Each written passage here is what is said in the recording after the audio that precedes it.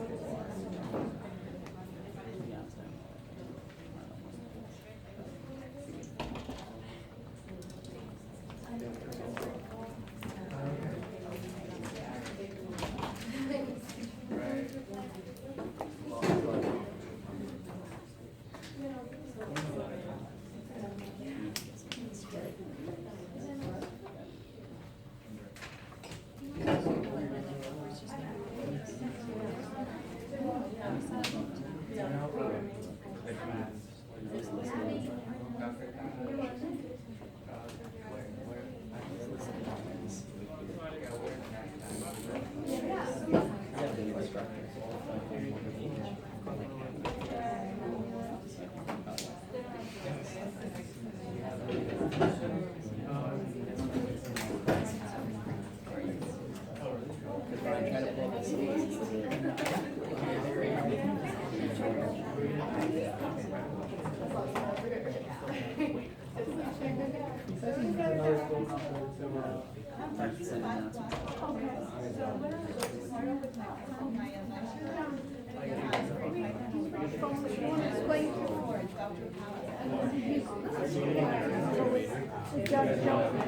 you still up on the line? Okay, to go outside, you can go outside with it. You have your phone? Yeah. Okay, folks, everybody here? Oh, okay, let's make a roll. And at the top of the roll, put BTE 450 and the date of August 22nd, and then make columns of, put yourself as number 1, and first make columns, and then just make the first,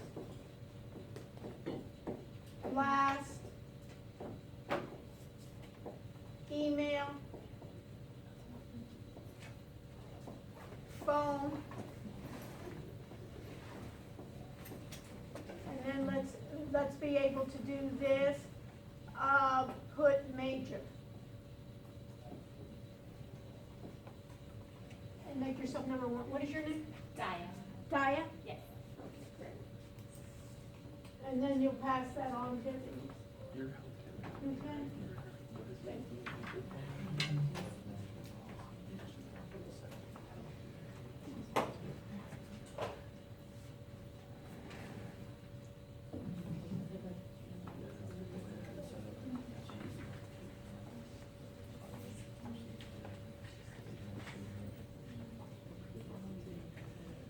Okay.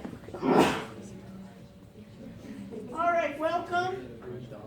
I'm Dr. Sarah Rushanek, and I'm teaching this class. It's BTE 450, Health Information Systems. Yes, we're in the right class. I'm in the right class as well. I have a class right before this, so is there anyone that doesn't have a class before this that's free? Raise your hand if you're free right before this class.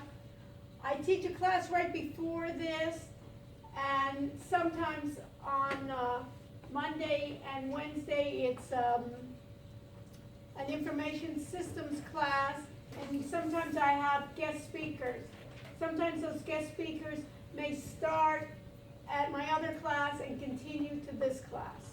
So sometimes if you can come early, that's fine. Sometimes I'll have guest speakers who will talk about information systems or technology, and they'll talk generically, but then we'll have them speak to us about healthcare applications. Okay? So what I want to do today, we meet once a week. Advantages and disadvantages to that. One is you get it over with. You only get to see me one time. The disadvantage is it's a whole week. It's also hard. We start at this time, and it's supposedly till 9:05. Is that it? It's a long time to sit. So what I usually like to do is to break it up. We're a lot of times I'll go, instead of taking, sometimes I may not take a break, because it's almost like me when I start running, and if I run and I stop, it's hard for me to continue. So we may, it breaks it up that we start working on projects rather than just to sit through lectures per se. It's just too much for me. What's up, Evan? Semester. The advantage for this class, this first class, is you can decide whether you want to be in this class. I'm going to be in this class, you know, but you have more of a choice than if you don't. So we'll be looking at healthcare and health information systems basically from technology perspective. We'll be looking at some health analytic data perspective. things of South Florida, the advantage is technology is starting to boom in the healthcare industry. There's a lot of startups in healthcare. There's a lot of even startup healthcare companies that I work with, and I'll invite some of those people to class as well to share with us some technology. The disadvantage to healthcare technology is it's always been, that industry has always been the laggard in terms of information systems in healthcare. They do a lot in terms of, think about any job in healthcare is going to be disruptive, just like any sector is going to be disruptive. Think about Uber, think about any industry now, think about finances changing, marketing. Healthcare is going to be changing big time. So we'll be looking at that as well.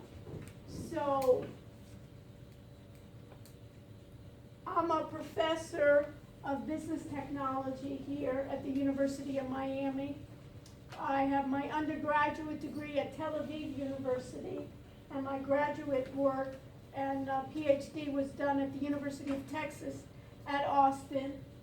I'm also a professor in the business school in business technology, and I'm also a professor in the School of Medicine in what they call translational research.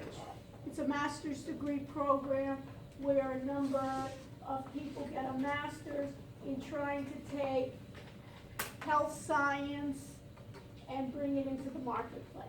So they get a master's degree, and instead of doing a thesis for that, they do many times a grant proposal, and we look at new technologies in healthcare. Okay? I'm going to go through basics here. In terms of disruption and so forth, I'm doing an experiment now to look at ways to disrupt education. So look how we're sitting here, right? Probably sitting the ways that you did in first grade, right? In rows and tables, right? So I think this whole area, and especially in healthcare, education needs to be disrupted as well. So we'll look at ways, and many times I'm on the bleeding edge, and I join you to be on the bleeding edge with me. Many times things won't work, and that's the idea. If things don't work, we'll just proceed on. So I'm trying to look at different ways of bringing the outside world to, basically we know we have an online world and we know we have a bricks and mortar world. And what I'm trying to do is I say, why not combine the two? Think about Amazon. What were Amazon? We all know Amazon, right? We've all purchased from Amazon. We've all been to their site. What have they done lately? What have they bought? What have they bought? Whole Foods is one. What else have they bought? PillPack.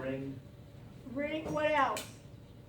So they go. So Whole Foods is one. Here they're an online store. All of a sudden they're buying Whole Foods, right?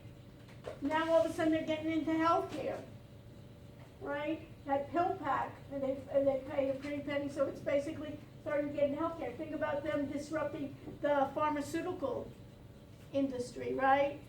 So you can think about that. So I'm trying to do these things looking at education, and I'm trying these out. So what I'm going to be doing this semester is I'm going to be broadcasting my classes live and archived. So I have these right here that are broadcasting, and I'm also going to be broadcasting my screen. So let me do that now.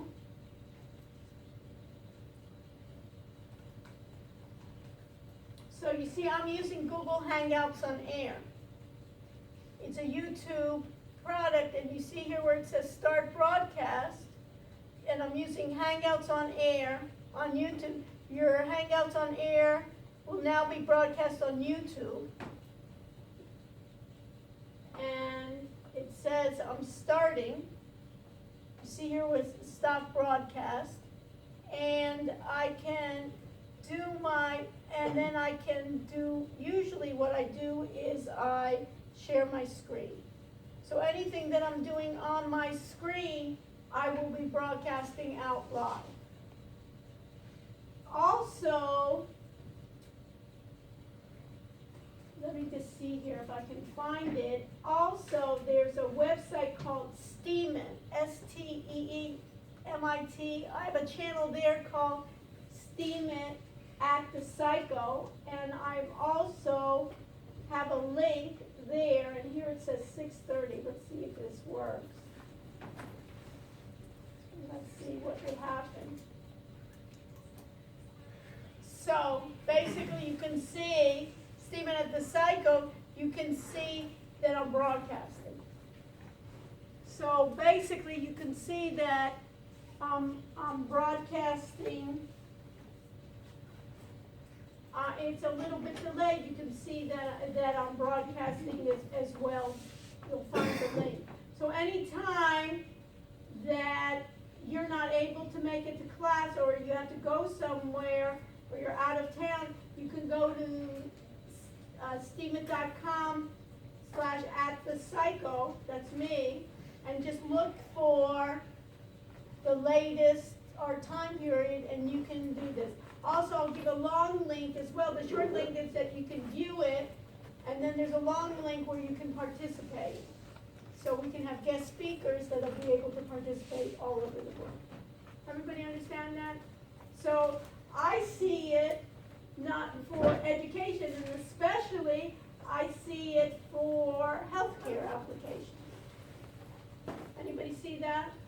That you can basically do ways to collaborate, ways to look at patients, ways to number of users working, patients working together. So I see it in a number of different ways, and that's what I want you to think about as well. So what we'll be doing in this class is you'll be using these tools as well.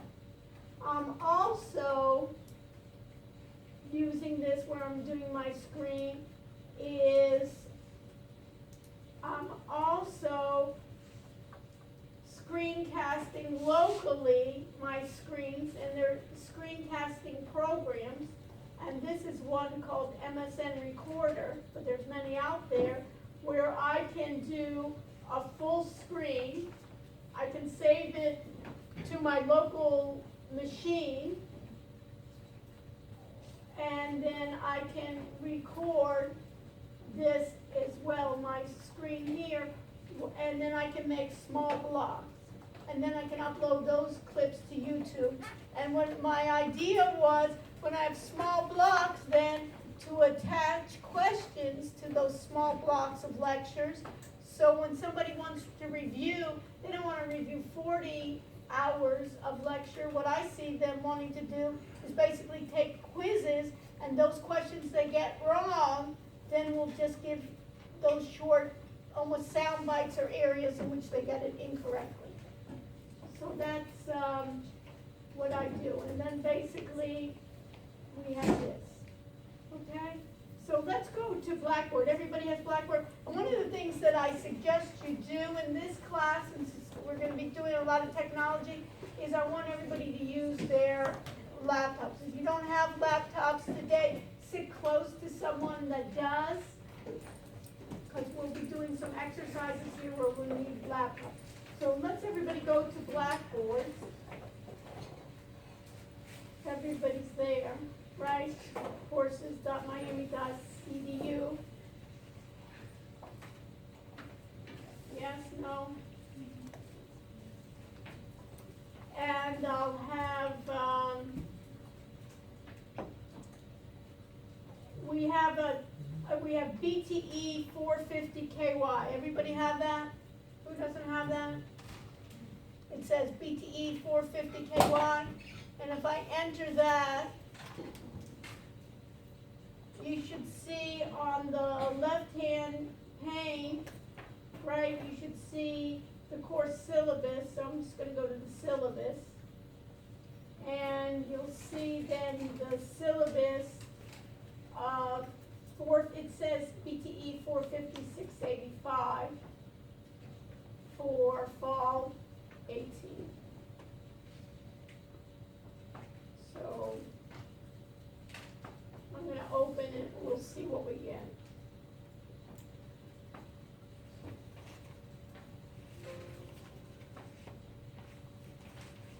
Okay, so what we have here is we have my name, Dr. Sarah Rushenick, office hours. Basically, the way that we'll work it out is office hours will be after the class. Easy. And also I have office hours on Monday. You can put a note there.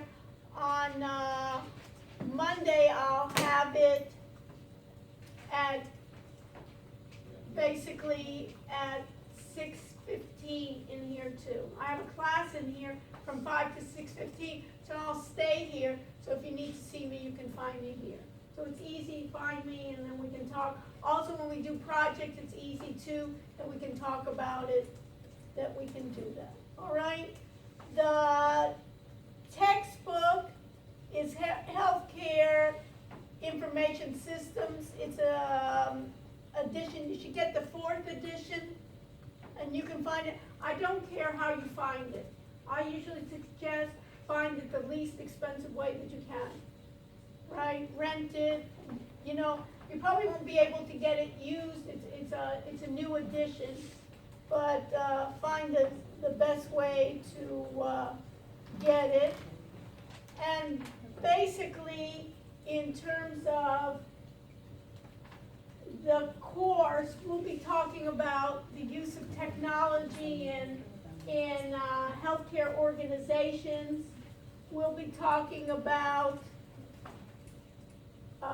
mobile apps. We'll be talking about information management. We'll be talking about healthcare. We'll be talking about security. And this area is growing. If you have, basically now, I think any profession you go to, you can't say, I don't need technology. You know that's not a fad, right? Like anything else, you're going to be able to do whatever type of work you're going to be doing. And the more that you're involved in it, the better. Who's pre-med here? Okay. In the past, my pre-med students, what they did, we'll do projects in here dealing with healthcare, informatics, healthcare, IT, and a number of students, it was interesting, they used that for their interview to med school. Because they say, hey, I can stand out because everybody has to have good grades, right? What's the big deal? You don't have good grades, you can't get, they won't even look at you. But it was interesting, a lot of them used their projects. Some were doing it on electronic health records, others were doing it on using, evaluating different apparatuses. Some did it on apps. They did some mobile apps, so they used it. So we'll be doing that. You'll see here, you can read on your own the approaches. My approach will be there'll be assigned readings. There'll be readings from the book. Most of the time, the book, the difference is here, there are going to be a lot of acronyms. There's a huge amount of acronyms in IT and information technology. There's even more in healthcare. So what I suggest you do is for our exams, you can have 2 pages back and front with all the acronyms and what they stand for. So I won't ask you, there's so many, we'll even go over them tonight. You don't have to memorize. OCN stands for Office of whatever, or even HIPAA. Anybody hear about HIPAA? Right? You can be able to do that. So in this case, you can have a sheet back and forth with the acronyms to do that. What I care about is in the readings, when I give you in the text, is that you understand the concepts there, and I'll emphasize what I think is important. You can do the readings, and then you can ask me, what are the issues there? So I'm looking at it as more that we'll be working on it together, and then what we'll be doing, so it's not only those readings, they'll be assigning a lot of outside readings to you, things that are happening now, and you can see how quickly this healthcare environment is going. We'll also, what we'll be doing, if you look at this,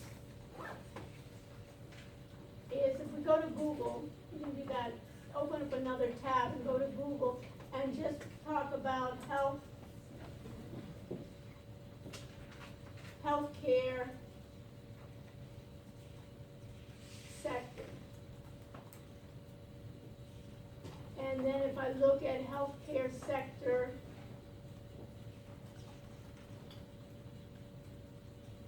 stock, right? And I look about how my healthcare, the hot healthcare sector stocks are doing.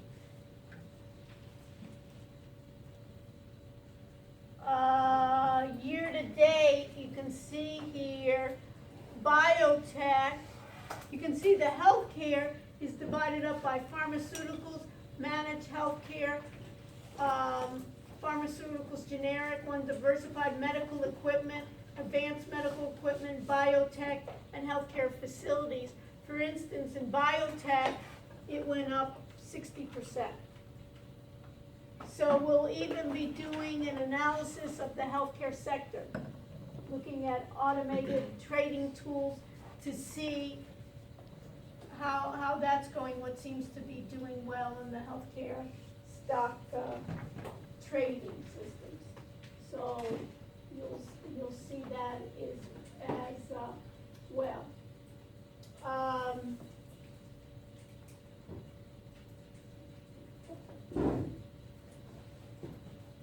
So you'll see that. Now if I stop recording, you can see here, this is my what I call my screencasting program that I was just using before. And notice, what does it say on the top there? What does it say? Upload to YouTube. So basically, even this screencasting, I can do this.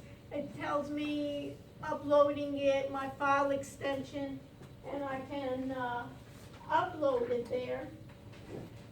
And then you can see if I play this back, and then this goes step by step of what I've done here. And then I could use this for training purposes. I could use it. It's so good that I could use it as well. So I'm going to make another clip, record. And basically what I want this to be is automated, that I don't have to break this down into clips, but it can be automated and breaking this down and then putting quizzes attached to those videos that I have. What else? Class participation.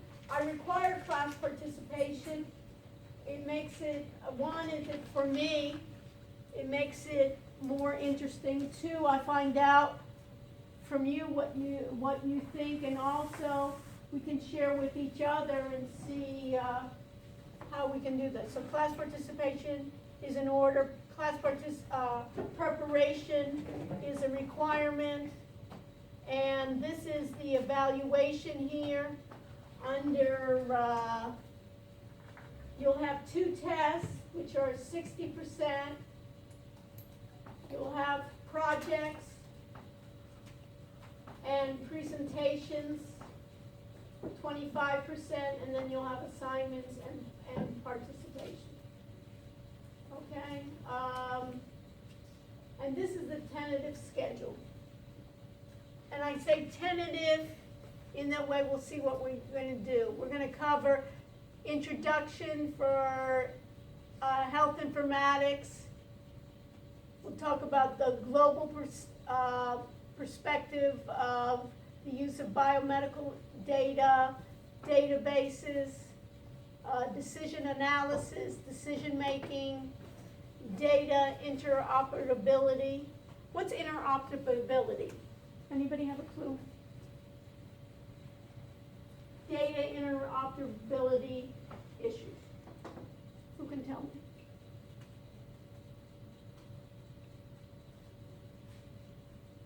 So John, what do you think? What's data interoperability to you?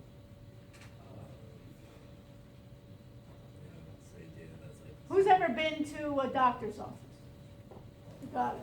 How about, and they, let's say they take your vitals, they take your information, right? Can I? Yes. So it's like linking electronic medical record information with Medicare or other Could be. What is your name? deaf. Deaf? Yeah. With an F or a V? D. V, deaf, D-E-V? Yeah. Like developer? Yeah. Okay, deaf, okay. All right, you can see my mind, right? So geeky, right, deaf, oh, it's a developer. Okay, Yes, but let's go back to my idea here, that I have, we've been to the doctor, right? I get my information, and then they say, you know what, you gotta go to, doctor's hospital. So I go to doctor's hospital. Is my data immediately going over to doctor's hospital? What is your name? Yamile. Yamile. What do you think? I think it's how we share information. Right, so basically, doctor's hospital, a lot of times you go to doctor's hospital, what do they want? And they want my insurance card, and then they're gonna get my same data over again, right? And then they say, oh, you know what, I think you need to go, and then the next time, like how I was treated there, and I wanna go, let's say I wanna go to, another Baptist hospital, or I wanna go to, Jackson, or I wanna go to the University of Miami, or I wanna go to Lenox. Is my data basically being shared across levels easily? No. Think about a bank. Banking does that all the time, right? You basically can transfer money from one bank to another. I want to send you money, right? Right, easily to transfer that money, right? Anybody hear about cryptocurrencies? Bitcoin? The technology behind cryptocurrencies and Bitcoin is what? Anybody know what it's called?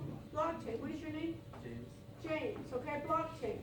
What is becoming really disruptive now in blockchain is healthcare. And there are a lot of companies now that are thinking about doing blockchain in healthcare, right? And kids out of college have made millions just on what they call the ICO of what's an ICO? Have you ever heard of an ICO? James. Let's look it up. We've all got Google, right? Let's look it up. What is ICO? Initial coin offering. Initial coin offering. What's your name? Ty. Ty, okay? Initial coin offering, right? There's something called Patientory, right? We can look that up. We can even do that. There's a group called, look it up. It's called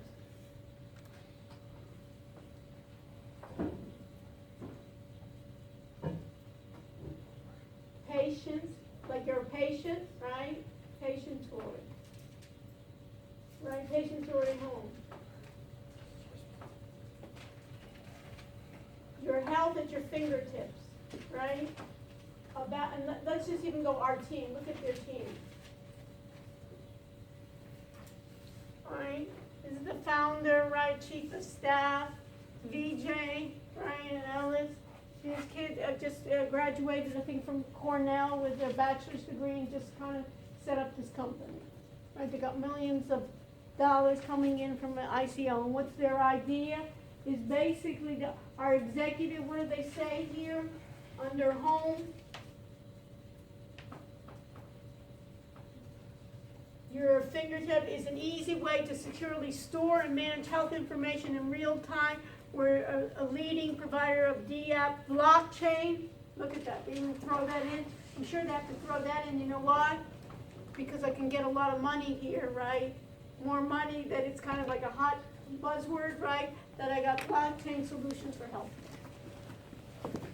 So those are ideas, and basically on that data, what is it? If I do a blockchain, basically what does a blockchain mean? It's a distributed data that is secure, that goes along, basically think about a chain, a link, think about it like a data solution, and I can hold on to my data, my healthcare data, and what I do is I take my healthcare data wherever I go.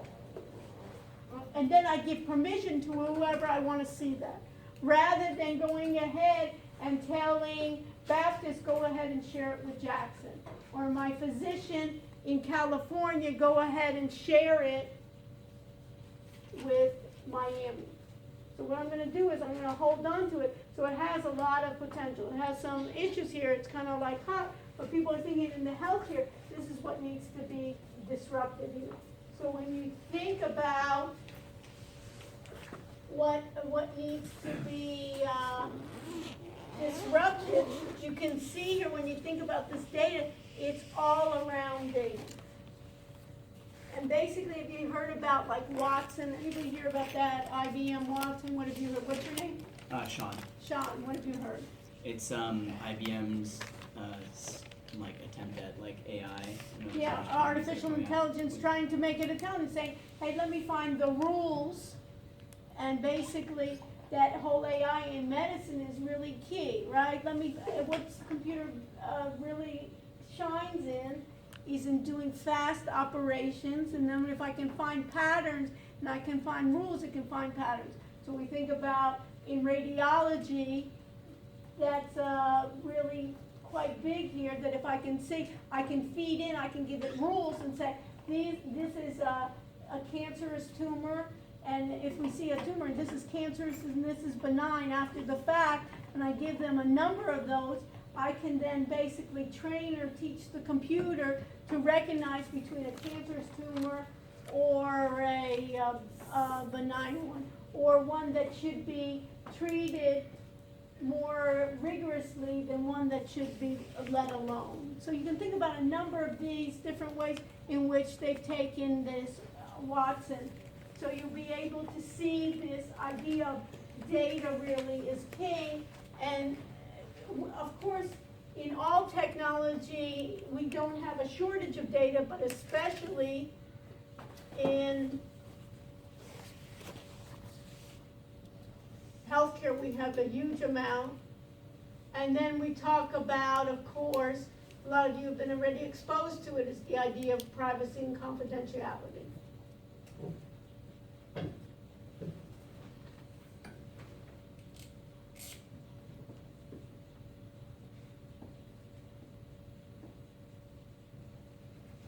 Let's look up GDPR.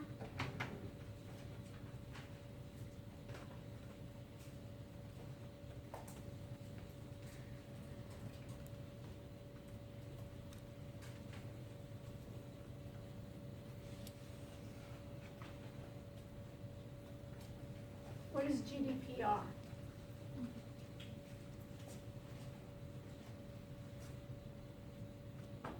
What have we got? What is it? Right. And what do you know about it? Have you heard about it before? Okay, so who cares? Has anybody ever received anything on an email about this?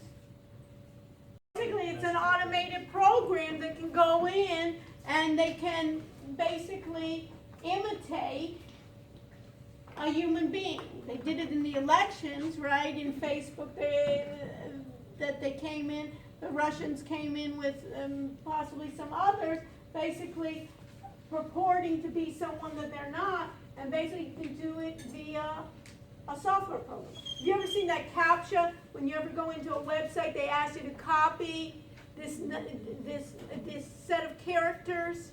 Everybody seen that before? Why are they doing it? And they make it like it's even difficult for a human to figure out, is that a 7 or is that is that a character? Right? Why are they doing it? Is they want to see, are you a software bot or are you a human being? Because the software bots have a little bit more difficult time to read that. And what they found now is software bots can read that anyways. But anyways, but you feel better that it's secure, but software can read that anyway. So you can see here, GDPR is the European Union recently basically has said anyone now dealing with Europe has to then go by their guidelines that are strict, that you're going to be able to have, the EU now has on data protection and privacy for all individuals within the European Union. Because one of the things that people think about is my data so valuable, and places like Google and Facebook are taking my data, and I give them an agreement, because how much does Facebook cost? Who has a Facebook account? Anyone? Anyone ever looked at Facebook? How much are you paying for that? 0, right? And you think Facebook makes a profit? You think Zuckerberg is quite wealthy? He's quite wealthy, and that company is quite wealthy. Also another one that started from being a student, right?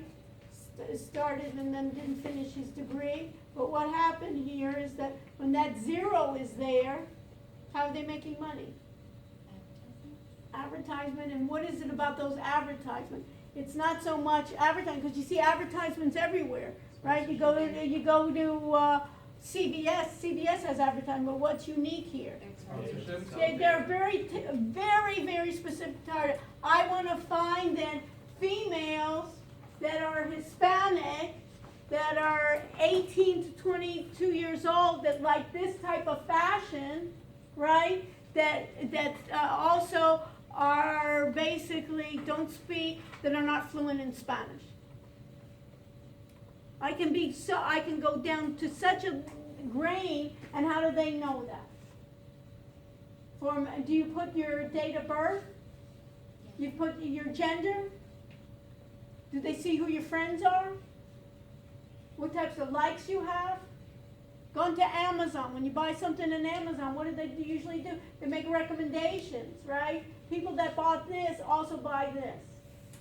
So that data analytics is so far down that all of a sudden now they became that data protection so much. Now what the healthcare had in data protection is what? What kind of law? This is based on European, which are much more strict in terms of what are you going to do with my data. Now all of a sudden the United States, woke up and said, oh, my data. And then not only that, do they know where I am? Do they know how many times I shop? What do I shop? What did it do? Whole Foods, we said Amazon bought Whole Foods, right? Are they getting any, what's the connection here? Anybody ever gone to Whole Foods and now they're doing Amazon Prime discounts? Mm-hmm. What do you have to do when you buy, anybody ever use that? What do they get from you when you do, how do they know you're an Amazon Prime member? They scan your code. When they scan your code, what do you think? Now they know the items, not only do you know what I bought in Amazon, but now I know what you bought, when you bought it, how many items you bought, what line you probably came in, who you probably were texting at the same time, right? Right? And then if I have cameras, right? Who are you sitting there, or whatever it is. So I'm just saying, you see how it multiplies there. So there's a reason why they want that bricks and mortar part. So what's the addition to that in healthcare? What's the comparison here? As we always had HIPAA, right? That HIPAA regulation, what does HIPAA stand for? Look it up, right? Because who needs to memorize that stuff, right? We got enough junk and stuff, you know what I mean? I saw, I have so much junk in my head that I remember. I wonder why do I remember that? Why do I need to know that? Okay? So what are we doing here? So I have then is what? HIPAA stands for what? No, you guys can do it. What do you think? You're just going to sit here? You got it work. Yes. What does HIPAA stand for? What is your name? RIA, Ria. Health Insurance Portability and Accountability Act. Okay, so the H stands for what? Health, Health. The I stands for what? insurance, Insurance. The first P starts for what? portability, Portability. So health we got, insurance, we all know that in the United States you don't get insurance, you're in bad shape, right? We know that. And the P is portability. What's portability then referring to? Rhea? transferring of information. Transferring that whole thing, it should be portable, that I shouldn't be able just to hook to one system. I should be able to port this. When did this occur? This occurred a long time ago. Who was basically the founder of this? Is one of our past presidents at the University of Miami, was significant there. What's the A for? The first A, Rhea? Accountability, Huh? accountability, Accountability, that I should be accountable for it. What's the other A? act. So basically, it's thinking, people are thinking about it, is that it deals with portability, but people think about it in terms of privacy. Why? Because I need to keep my data, my patient's data private. South Florida, you'll see, is not the capital of a high-tech companies. Think about it like Silicon Valley, maybe even think in terms of biotech, maybe Boston. But what in healthcare, what are we number one in? What? fraud. Fraud, healthcare fraud, we're number one there. I've had the Not FB, only healthcare, also What? other stuff. hmm? Not only healthcare, but as well like. Well, we can make more money. We can make more money in healthcare. Healthcare, we are number one, and healthcare fraud, we are number one. And it being such a community that it's easy to come in and out, even when the ways in which people get caught, sometimes, for millions of dollars, they say, cost benefit, a couple of years in jail may be worth it. Or what's easier is I take a boat, or I take a plane and get out of here and then come back in a couple of years. That's what it is. I've had in the past the FBI directors come, and we've looked at I've had the FBI then, those that are doing computer forensics come in, and we were looking at some of the healthcare frauds that are there. Decision support systems, evidence-based medicine, that's really been big here. What's evidence-based medicine? Any ideas? Evidence-based medicine. I know what medicine is, right? So what's evidence-based? Yes. Based on experiments in the scientific method. Right, based on scientific based on what is research, rather than we're just used to giving these tests. I'm so used to basically taking this cholesterol test, and is it going to make me, and if it's high, what's that going to do? Am I going to live any longer? Am I going to have a better quality of life? We're just so used to it. It's almost like the myths that we use that all of a sudden we're saying, maybe we should do in terms of cost. We'll have some guest speakers that are also involved in reducing the cost and showing that how much we spend on healthcare. We're the ones that spend the highest amount in healthcare in the United States, and we don't get the best results. Evaluation of healthcare information systems, human reactions, multimedia. We'll be looking at EHRs, electronic health records, natural languages. CPOE is computerized physician orders. This will be a big, even though this says 12 and 13, we'll be looking at this new opportunities and emerging trends throughout the semester. Because this is really where I think you guys can prosper.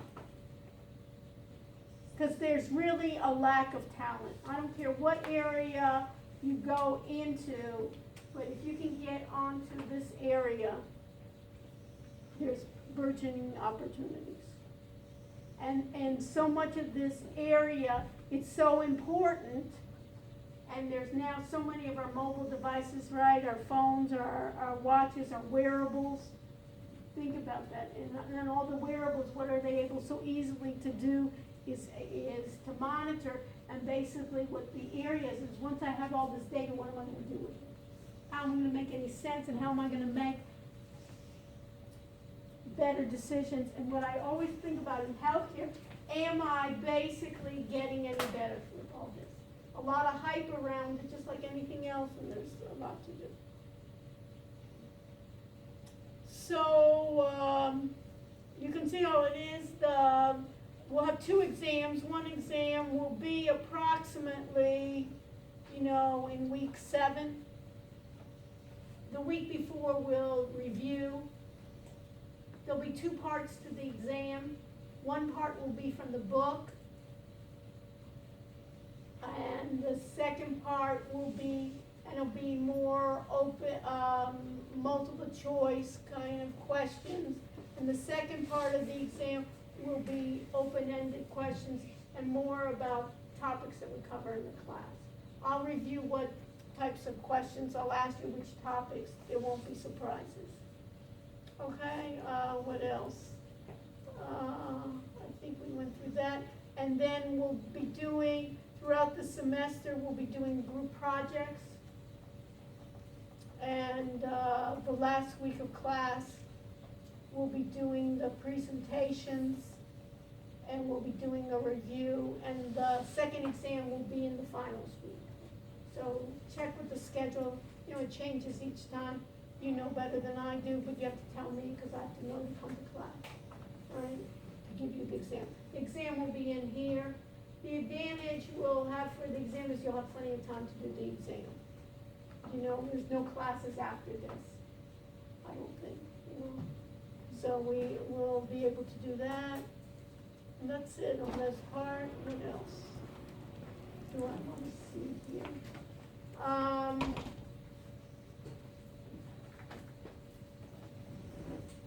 Will the final be cumulative? We'll see. Usually, it'll be,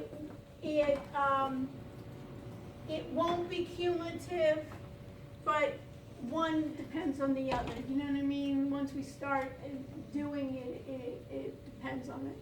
But, you know, there's so many, you'll see, basically in the beginning, I'll try to do it that we get all the acronyms, we get all the ideas together. But in technology, for instance, it will cover databases, and then we'll go into artificial intelligence and some deep learning. So you need to know the databases before you understand the artificial intelligence. But we have so much to consume that I think it's enough to have it as two separate ones, you know, covering it. Sometimes I'll cover maybe things, sometimes like security, I think areas that are important, I may cover it twice, you know, because I think that's gonna be a big area in healthcare. One of the things here, you can think about hacking, you can think about how many people, how many companies are invaded, how many people will get viruses and so forth, and one of the things that you'll see is healthcare is also one of the most susceptible. And I think one of the reasons, it's two parts. One, they're the least sophisticated healthcare organizations compared to places like banks. Two, that healthcare information is vital. You know how you think about some things, it's not life and death? You know, so it'll take you a little longer to order that book in Amazon. You know, it's not life and death. But if I have a patient, right, on the operating table, it is life and death, so I can't afford it. So you'll see, I mentioned to John before, there's something called ransomware. Type in your ransomware. Type in Google ransomware hospitals. While you're doing that, see what you get.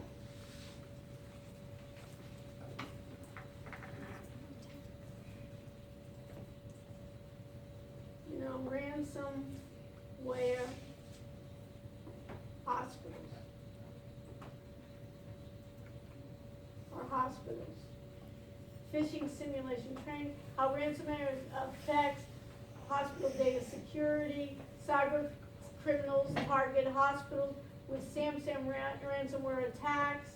Cyber criminals increased their attacks against healthcare sector in the first quarter of 2018. Indiana hospital shuts down systems after ransomware attacks. And here another one, the hospital based in Greenville, right? Don't you love it? So everybody knows what ransom is, right? They kidnap, God forbid, you know, you go out here, they kidnap you right in the street, and then they say, what's your, you know, parents' phone number? They call them and they say, you know, I have this lovely young woman, you want your daughter back, right? Give us, you know, $1 million, put the dollar bills underneath the tree and we'll pick you up, right? But in this case, these ransomware, they don't have to pick anybody up physically. What can they do? They can attack from anywhere in the world.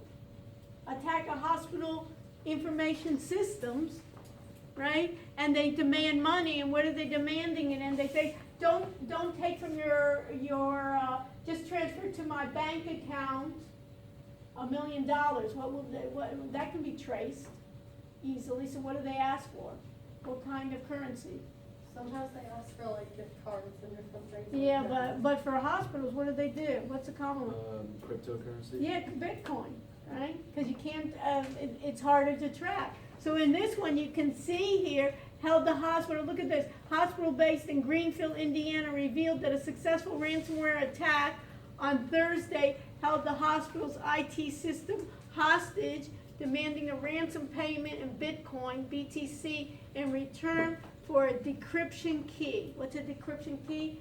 they basically encrypted the data so I as the hospital cannot read it. I wanna see, is your mother, right, listed for surgery? I can't even read who's listed for surgery. I can't even see their records. I don't know what they're allergic to because I can't get to their records. And what do I do here is now I'll give you a key, a software key that you can, that basically now you can read the data. And look what, requested payment of 4 Bitcoins worth 55,000. For a hospital, 55,000 is nothing. And guess what? Most of the time they pay it. Even though you know how the FBI, I've seen those movies, never pay them, right? We'll come to your living room and we'll do a stakeout and we'll, you know, we'll put those wires on the phone and we'll catch those guys, those crooks. In this case, I'm a hospital. I'm starting surgery this morning and I can't get into my system. How much you want? A lot of times 20,000, 50,000. Jesus, pay it. Let's move on. So that's why they continue doing it. And look at these hospitals they get. So look at this. One hospital learned from an ransomware. A vendor portal left in Indiana vulnerable to cyber attack, decided to pay. Here's why. Another, you know, unbelievable if you think about it, right? How many times you're going to do it? So don't even think about it. They cut it down. Let alone, let me put this up here. IoT. What's IoT? Internet of Things. Are they now in the healthcare industry? Yes. Where? I know it's like personally, like you can track all of your health, like when you sleep and stuff. Everything basically is, but basically what is IoT? It's a device that's connected to the internet. Just like your laptop is connected to the internet so somebody can gain access to it. Think about all those devices in the hospital that, what does it mean that it's connected to the internet? It has what we call an IP address. What's an IP? And when you look at me and you don't know, what do you do? Yeah, look it up, right? You can do it. So let's go. No? Everybody's saying kind of, yes. The internet protocol? Internet protocol. What does that mean? A protocol is a set of rules, and basically there's a set of rules to travel onto the website, to travel onto the internet, right? So how do I get onto the internet? I don't jump onto a plane or onto my scooter to get onto the internet. How do I get onto the internet? Through a browser, right? You all know a browser, right? Through a browser, I get onto the internet. So every device in a hospital, right, that's an IoT, has its own address to it. It has what we call a MAC address. Anybody hear about a MAC address? A machine accessible code here that I can gain access to. If I know that code, right, I can go in there and what? Shut it down. I can raise it up. Remotely, an internet device is nice that I can make adjustments, but some hacker can also do adjustments. I can even do it with one of the things, anybody remember Cheney? Vice President Cheney, he had some internet device. One of the things is he decided, you know, he was so hated because people thought he got us into the Iraq War. There was a device that he could do, like an internet device in him, and he decided not to do it because he thought somebody would want to kill him, you know, by hacking into his, you know, heart device or something. You know, but you can think about it as from that sense to bringing down a whole hospital, let alone, you know, with terrorism now we can bring down a whole grid. You know, everybody's worried about hacking into my electrical process.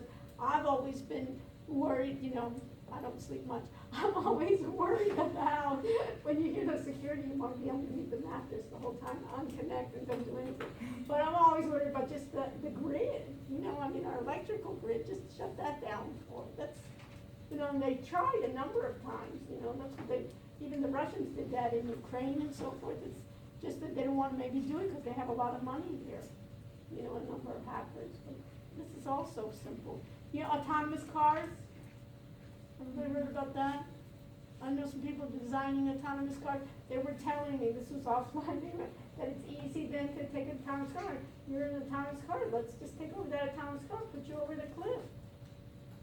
You know, I mean, everything is just we're all so interconnected that if we think about it, we get too scared.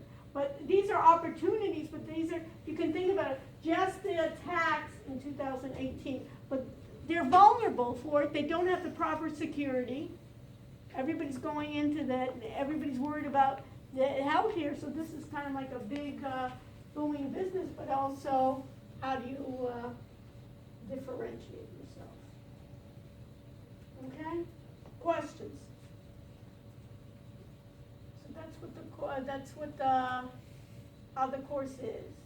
Be a lot of interaction, we'll have guest speakers, and we'll try basically to do projects that deal with some type, we won't start right away, but some type of healthcare disruptions and ways. We'll evaluate some mobile app development. How many programmers in here? One, you're a programmer? I'm a BT. One? I'm a BT major. BTA and BT, okay, and how many others? That's it? Sort of, what does that mean? I'm a BT major too. Okay, but it's not a program, okay, so, okay, we'll go through this on the BT, but one of the things you'll see here is there's a new philosophy here. Anybody hear about modernizing medicine? Let's go with it, right? It's called modernizing medicine. Modernizing medicine. Everybody's heard of Blackboard before, right? We use it all the time. So if I do modernizing medicine, I'll tell you why I came up with this. You see here in the map, they have it right there in Boca, Del Rey. Anybody been there? Not that far.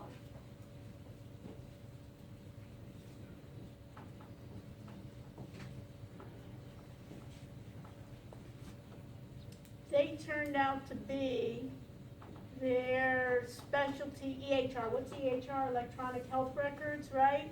Practice management analytics. Choose the specialty to learn about more. Everybody see that? This is a company that is relatively new and has been quite successful, and they have raised millions and millions of dollars. They're based in the Boca area, and the founder, one of the founders of Modernizing Medicine, is not a physician and is not a healthcare provider, but was the founder of Blackboard. He sold Blackboard at he was a young guy, sold Blackboard at an early age, sold it for millions, and then he says, I'm going to South Florida. Comes to South Florida, and you know South Florida, you got a lot of sun, goes to the dermatologist and sees how antiquated the dermatologist works. And he says, hey, I got some ideas here, let's do something. So they were the first ones that start with dermatology and say, let's start with even an iPad. And while I'm talking, have you ever been to a physician? Now even they have the electronic records, and then if, what is your name? Sean. Sean? And who else is Sean here? Okay, Sean in a row. Okay, so my first Sean here, if I'm if I'm going to be looking at you, what you'll see a lot of times the physician or physician's assistant doing is typing on the computer, and then you're there, right? Or they're looking down. So they first said, hey, especially dermatology, I have to look at you, right? And then if I have a mole or something, right, I come back in 6 weeks. You can see I'm like completed. I go to our the head of dermatology here at University of Miami, and I always have my appointment, the last one, because he always wants to talk about technology with me. So we know we spend an hour talking about technology, and then he'll say, hey, and I show him I got this mole here, what does it look like? And he said, and then he takes his eye, and then he said, oh, it doesn't look too bad. right? And I couldn't believe it. Well, do you know how it looked before? Maybe I remember. He sees thousands, right? So why can't you use all that technology? So this company developed an EHR. And why I'm telling my BTE majors is what they've done is reverse. So who designs these systems? And what they decided, instead of doing an entire EHR system, look how they brought it, dermatology, gastroenterology, ophthalmology, orthopedics, right, pain management and so forth, urology. So who designs these systems? My BTE majors? No. Do they know anything about dermatology other than maybe been to a dermatologist? You know how they're gonna work? No clue, right? I need them, right? Or I need my computer science to do the programming, but who knows how the workflow and how best to run, that I want for my practice. It's very unique, and I thought was clever, is they said, what am I gonna do now? Am I going to, what is your name? Isabella. Okay, Isabella. Am I gonna teach her medicine? So how many years of medicine do I have to do? 4, right, and then I need my dermatologist. If I'm gonna take then Sean, the oncologist, right? And then in this case, I'll take the oncologist and what they're saying and teach him some coding. Usually we think maybe my healthcare people are not that stupid, right? There may be a higher intelligence there.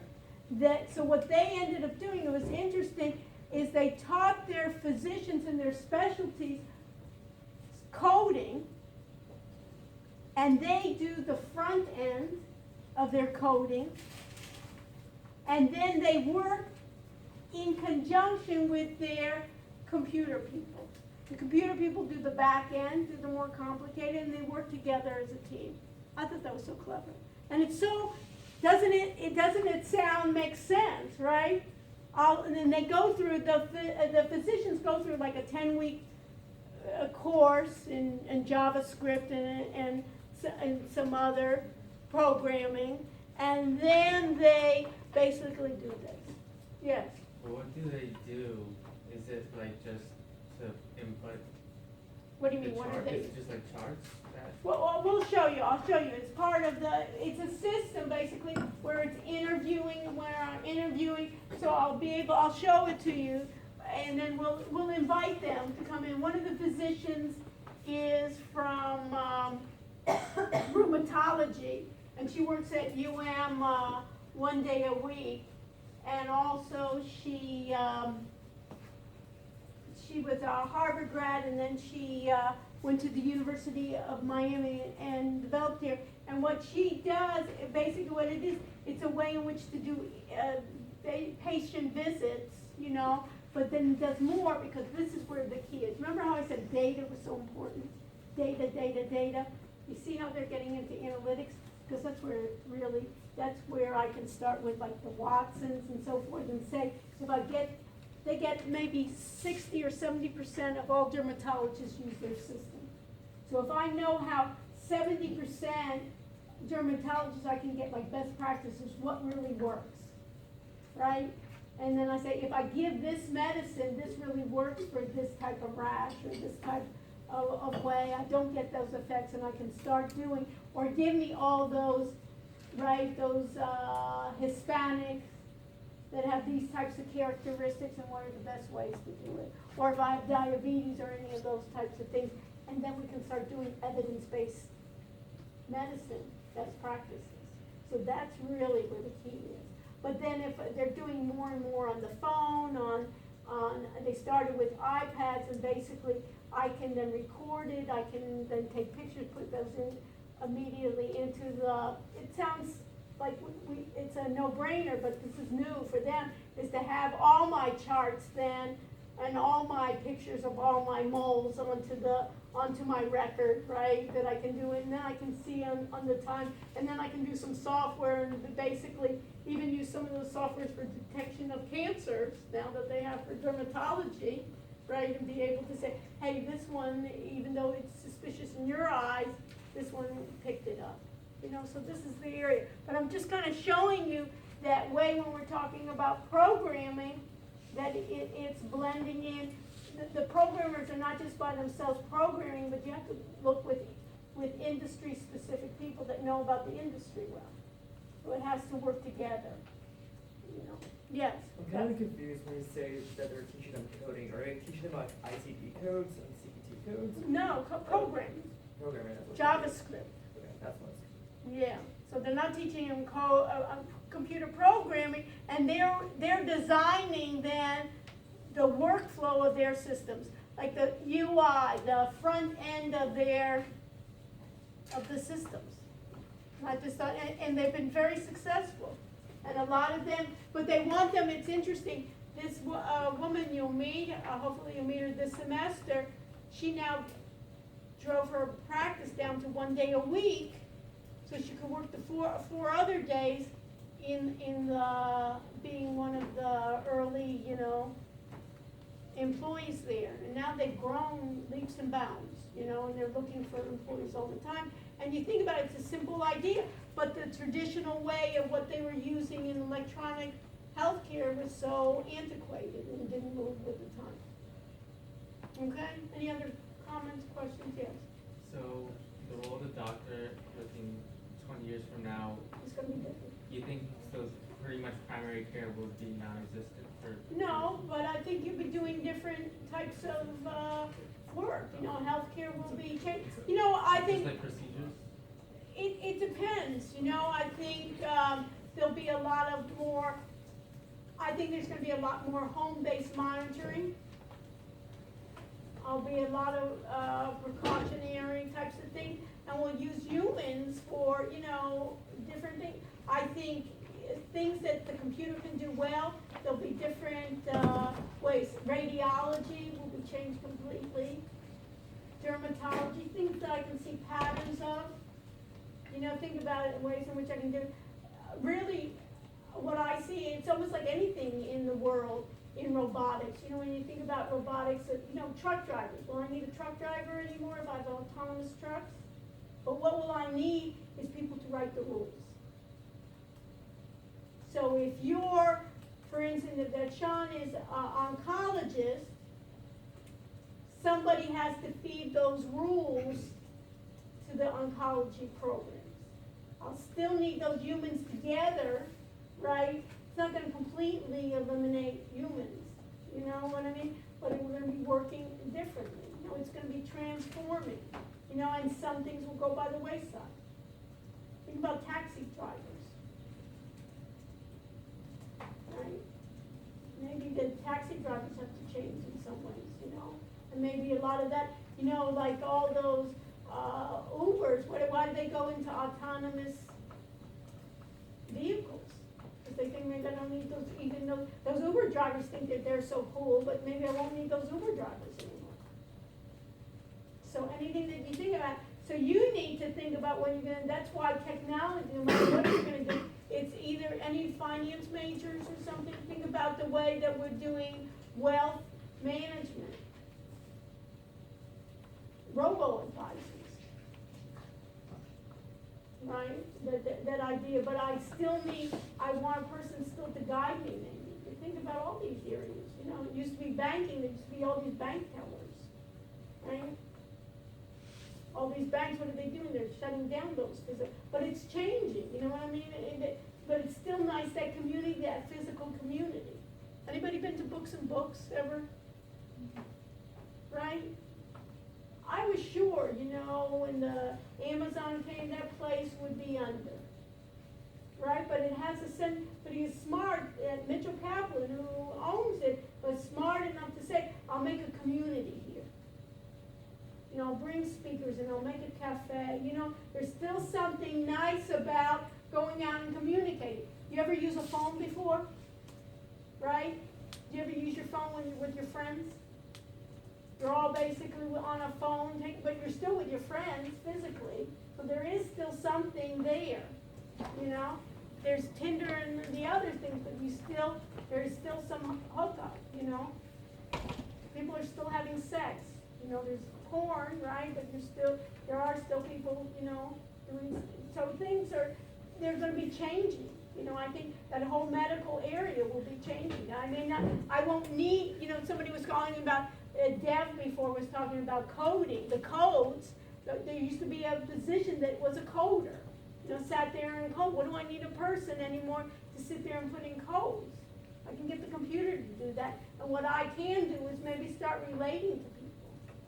You know, maybe in oncology now maybe I have to do that, but maybe I need to teach now my physicians more ways to relate to the human condition. Emotionally, I'm going through this, so what am I gonna do?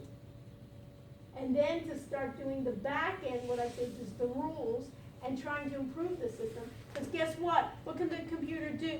The computer can really do it quickly, but it doesn't mean that it's right. It can produce those wrong diagnoses even faster. You know, so it's exciting, you know what I mean? If you're in it, and some of it is too much. You know, it's that evidence-based. If they have all that, you know, now they have the things like 23andMe, I can get all my DNA type of stuff, and the question is evidence-based. Now, if I know all this, am I gonna have a better quality of life knowing this? Or for myself, I'm gonna be worried all night, not only for they're gonna get ransomware and they're gonna get into my computer, but I got all these possibilities of diseases, you know?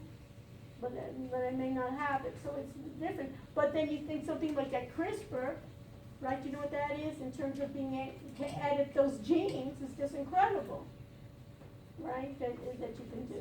So it's the best. But then you'll see all these backwards, and we have to come through. It's just like these things that, you know, are we using technology too much and we're not even enjoying ourselves, you know? It's like I'm missing out, you know? So is it like too much? You know, you grew up all the time with it, but are you you know, are people happier? You know, you see all this thing with Facebook, everybody's just so happy and everybody's doing these things, and then you have to have these other people, why I'm not happy? And that's why I think is another area that you may want to look at is mental health. You've seen how many in these really good competitive schools, what is arising? Suicide. You know, you say, hey, these kids are the smartest kids, are doing the best, right? But why are they committing suicide? You know, why they, or we don't know enough in those areas. You know, opioid addictions and all these addictions. Okay, I answered more than you, but it's changing, you know, but you have to look at it. And one of these things, you know, they're changing that's why I think it's kind of like merging together. You're still going to have people, but some things I want to be able to do. How many people have ever had a problem and looked it up on Google? Maybe I have some kind of, right, you're looking for your symptoms, right, figuring out what do I have. We do it more and more, right? And then once they get better and better, some of those things I won't have to go for a physician. The idea of telehealth, right? Why do I have to wait in line or sit in a waiting room for 4 hours, right? Wouldn't it be better to have and you get the best physician, right? Or get consultations from around the world. I'm in the Caribbean, I don't know how many, I've done 2 surgeries, something, and I have somebody that's done 1,000 surgeries. Why not bring them together? You know, there's a center called the Mark Center, M-A-R-C. You can see it's in Doral. M-A-R-C, Doral. Let's see. Mark Institute. I've worked with these folks trying to help them out. They're in Doral. Anybody been to Doral? A lot of warehouses and so forth. Basically, patient development. I've been there. You see this? They're watching another physician. You see all these tools? They're watching another physician somewhere else do the surgery. They're physically there. I work with a physician, his name is Dr. Badia. He's a famous hand surgeon. So what they have in this warehouse that I help them with, got steel tables everywhere. It's like a warehouse, right? And when you walk in, you know, you wear the whole operation garb. And then I see hands, cadavers, 4 of them on a table. And basically what he has there is he's a physician doing actual surgery, and they're practicing in real time on the cadavers. And then other people around the world are having those cadavers too and getting instruction. You can see all that. Okay, so let's do this. You heard about me. Let's do this and see who we got in the class. So what I want you to do is give me your name, your, where you're from, also what is your major and what kind of work experience you have, and also what technology experience you have. So we'll start here with Sean, okay? Sean O'Neill from Rochester, New York. Uh-huh. You want to speak up a little bit so we can hear you, Sean? I'm a biology and health science major. Uh-huh. Biology and health science, yes? Yeah. I mean, Okay. I don't have too much tech Okay, background. what do you want to do? What year are you? Senior. Senior, what do you want to do after this? You have any clue? I'm undecided right now. Undecided, okay, maybe this will help you decide. Okay, next. Hi, I'm Faith. I'm a health management and policy major. This summer, I did a healthcare consulting internship, primarily with healthcare data analytics, Okay, where'd you do that thing? with FTI Consulting in DC. Okay, and did you learn anything? Yeah. What was the biggest takeaway? That healthcare companies have a lot of data that they really don't know how to manage, and the government is even worse at managing that data too. Okay, all right, so maybe we can see some opportunities here. Okay, and Faith was with me last semester, right? Mm-hmm. So we're gonna continue. So Faith started doing some blockchain. You wanna tell them what you did last semester? Yeah, for our group's project for business technology, we used blockchain to make like an app to promote people to eat healthy. Okay, so she was doing that. So when she did that in my other class, she said, hey, I'll continue with healthcare. So I said, she can continue maybe doing this one or other projects. Welcome, yes. Hi, I'm Lorna. I'm a double major in finance and health sector management. I'm a senior, and this summer I interned at a med device company. I don't what, med device? And what was the device? They make lots of devices. So Okay, and where was it? It was in Minneapolis. Okay, great, yes. So, Nico, I'm a senior, I'm from New Jersey. I'm a marketing and health management and policy double major. And this summer I was a marketing intern for a medical device company as well that was focused on like wound vac stuff, yeah. okay. My name is Ty Archer. I'm from Panama City Beach, Florida. I'm a health management and policy major. I don't really have too much experience. I didn't get like an internship or anything like that. I just worked like service Okay. job. Yes, I'm Corey. I'm a senior health management and policy major from New Jersey. I don't really have any experience. okay. I'm Ria, I'm a senior, I'm from Nashville, Tennessee. I am microbiome and public health, and I don't really have any technology background. What do you want to do? Medicine, public policy kind of thing. Okay. My name's Sean. I am a senior from Chicago, Illinois, studying biology and health management policy. Yeah, I don't really have a ton of tech-related experience. I did an internship this summer at a healthcare consulting firm that focused primarily on like IT update, like and revenue cycle management. My name's Ricky Almada. I'm a freshman from literally 2 hours north of here. Near modernizing medicine or further north? Maybe. Yeah. I do have a little bit of technology information. I'm certified in Microsoft Word, Excel, and PowerPoint for Creator certification. And I don't have a lot of work experience because I usually just volunteer. Okay, and your major is? Health science pre-med. Okay. I'm Dave Nyg. I'm a senior. I'm from Tampa, Florida. This past summer, I worked for two big health provider groups, one in Orlando and one in Tampa. And I did lots of data analytics with the EMR systems and also data warehouse systems that look at patient enrollment, So the data, huh? gross margins, yeah, trying to figure out why the company might be losing enrollment patients, looking at. Yeah, they're all the market- time, everybody. And you know what else is amazing in healthcare is they don't know their costs. Yeah, another thing. Hospitals do not know their costs. It's amazing. Another thing I looked at was also like looking at coding. So physicians were like, say a patient had trouble urination, but they knew that the patient had chronic kidney disease, but didn't code it. I was like auditing. Okay, so that's why you were asking me about the coding, so Yeah. it's like the wrong codes, and a lot of times, very good, yes, next. I'm Liz, I'm from Knoxville, Tennessee. I'm a freshman this year, and I'm studying health sciences on the pre-med track. I don't really have any experience.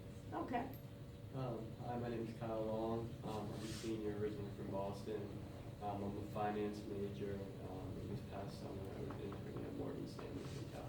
okay, so that'd be good, so you can work in terms of maybe in your project, in like the health sector, in terms of like some of the automated systems, great. I'm Monica. I'm studying health sector management and marketing. And this summer I had an internship doing healthcare management. My name's Roy. I was born in Israel, but I lived in the U.S. most of my life, from Miami as well. I interned with Willis Towers Watson. It's one of the largest insurance brokers and risk. And where was that? Here in Brickell, Uh-huh, JP Morgan building. uh-huh, And I majored in finance and business technology. that's a good, those two, like fintech, huh? Yes. Okay, great, so we'll do some of that, can be interesting, yes. Hi, I'm Emily. I'm from St. Louis, and I major in health science on the pre-med track, and I do not have any. Okay, I'm Emma. I'm also from St. Louis. I'm a freshman too, and I also don't have. okay. Hi, I'm Kelly. I'm from Baton Rouge, New Jersey. My major's health science on the physical therapy track and psychology, and I don't have a lot. Okay. Well, you even think about physical therapy, the amount of, they're also behind in a lot of ways in technology that can be used. I'm even thinking about physical therapy in terms of video and broadcasting, right? And when you're taking your patients home, right, and doing it right, you can basically, go into their homes and follow them as well, yes. Hi, I'm Danielle. I'm from Houston, Texas. I'm a senior and I'm also health sciences on the pre-physical therapy track. So I don't have any Okay, experience. great.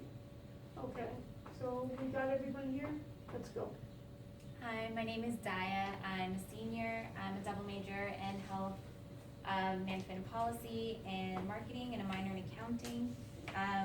For the past 2 summers, I worked one summer at Blue Cross Blue Shield of New Jersey, and this past summer I worked at Novo Nordisk, which is a pharmaceutical company. Yeah, I know. Okay, what did you do there in Nova? At Novo, I worked in their patient support program, so I worked in access and affordability. So I helped design a website so patients or healthcare providers can go online and check their benefit verification. So it's basically getting closer to the customer. Yes. I'm Isabella. I'm from Venezuela, and my major is DTE. And over the past 3 summers, I've worked as a graphic designer for a print company. Oh, great. So we can use your skills, right? Good. My name's Charlie Heinrich. I'm from Hawaii.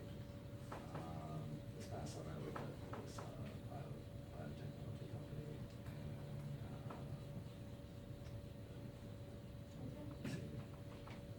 Haley from So Long John's Island. taking both classes, so he'll be tired by the end of the year, May, Okay. I'm Haley. I'm from Long Island, New York. I'm a senior, studying health science on the physician assistant track. And Hi, I'm Gabby. I'm from Melbourne, Florida. I'm a health science on the pre-med track, and then during the summers I do research at the back center, and then I work at the Health First Hospital. Okay, the back center? Yeah, it's a spinal surgeon. It's 2 of them. Okay, and where's that? It's in Melbourne, Florida. Okay. My name is Kelsey. I'm a health science major, and I'm from Miami, Florida, and I don't have any technological background. Okay. Hi, I'm Cindy. I am a microbiology, public health, and health sector management major. Relevant experience is probably I worked with the World Bank. I was a geospatial analysis for biosecurity and bioweaponry. Wow. And Give lecture on that to us. Yeah. It's a very rising field, Yeah. and I've also worked a lot in refugee camps and setting up what you've mentioned, prosthetics for individuals who need amputations. So you can think about the whole idea, but if I can get experts around the world in those refugee camps in some way. Yes, That'd be We're awesome. I'm currently working with Carlos Mugoya, the CEO of Jackson Health System, so we're trying to figure out partnership to bring these into the camps that I work with in Turkey. Yeah, oh, God. Yeah, valuable, and that's what I'm saying. And then when you think what can technology help, where you get places around the world that have so little access to healthcare, if you can bring that out, Right. We definitely have room for international development. you know, it's tremendous. Yeah. Hi, I'm Claudia. I'm from Cancun, Mexico. I'm a health sector management and policy major. I'm also a senior. And I have business technology background because I've worked for the school central IT and also for the school of business IT. Here or what? Here. Okay. I also have certification in Microsoft Excel, PowerPoint, and Word. Uh-huh. And I currently work for JP Morgan. And what do you do there? I'm a teller. You're what? Bank teller. Bank teller, this is one of the jobs that you won't have for long, but it's good you have your BP. You have your IT along with that, right? Hi, my name is James. I come all the way from Fort Lauderdale, Florida. Okay.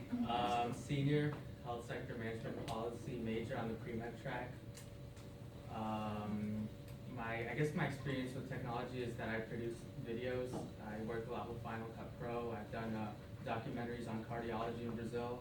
Okay. This summer I went to Israel and I've done videos there as well. Right. At Tel Aviv. Okay. And yeah. So maybe we talk afterwards, you can help us do this. Right, we can make this we can make a documentary of this class. Yeah. My name is Yamile. I'm from Miami.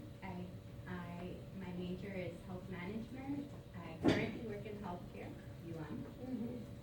And my technology. So what do you do for UM? So currently I work for the business office, but prior to that I was with the clinical systems department and was part of the EHR implementation for UM. Good luck on that one, huh? Yeah, it was rough. And with Epic, right? Yes. Yeah, we had some of those Epic guys here, and it was interesting that they need to move along. How much money we're spending on that, huh? Well, a lot, you know, what are we getting? Okay. Hi guys, I'm William, and my major is finance, sophomore, and my experience is with automated trading systems. The class last semester, I worked on that. Okay, so William's also a repeat customer, as we say. So he basically worked on, he's finance, so he basically did a lot of the automated trading systems and the algorithms. So you think about the idea of trading securities, trading stocks. This was usually a manual affair where you had people, right, trading the stocks. I'll buy, IBM at 100 and I'll sell it at 110. And what percentage today is done by basically computer programs, you think? What percentage? Any idea? Today. What percent of all the stocks being sold, bought and sold, currencies and so forth, what percentage done by computers? Close to 80, 85, 90% done by machines. But who writes those algorithms to those machines are humans, right? And then what we call artificial intelligence, deep learning, we want them to improve. What is artificial intelligence? We hear about all the time, and I could use any more intelligence. I'm always yearning for more intelligence. I'm not that intelligent, but the idea of artificial is that what makes it artificial intelligence is a regular computer program does the same thing over and over again. What you want from artificial intelligence is when it makes a mistake, what does your mother always say? Is learn from that mistake, don't make it again, twice. And a traditional program will do that same mistake again. So what you want in trading systems, that you need people along with the computer and the programmers, and you also need to know those people that know the sector well. So if I'm in the health sector, who do they have in the group? Are people that know about that technology. I'm not talking about just insider trading, but I know that technology to be able to evaluate even more, and you think about less of that, time just waiting, yes. I'm Danny, I'm a senior from New Jersey. I'm a double major in analytics and technology. 2 summers ago, I worked at ADP for risk analysis, and past summer, I worked as an insights specialist for like a marketing company. Okay, and you wanna tell everybody what's an insights specialist? Insights is basically like taking data and like turning it into stories for like sales pitches. So I worked with a lot of salespeople. I was kind of like the data guy on the team. So you can see, like, marketing now is completely changing. Even those of you with, see healthcare and marketing together, with marketing is completely changing in a digital transformation. And basically the idea of computer experience, right, and basically way to get to the customer experience. Yes. Hi, I'm Fiona. I'm a senior. I'm a health management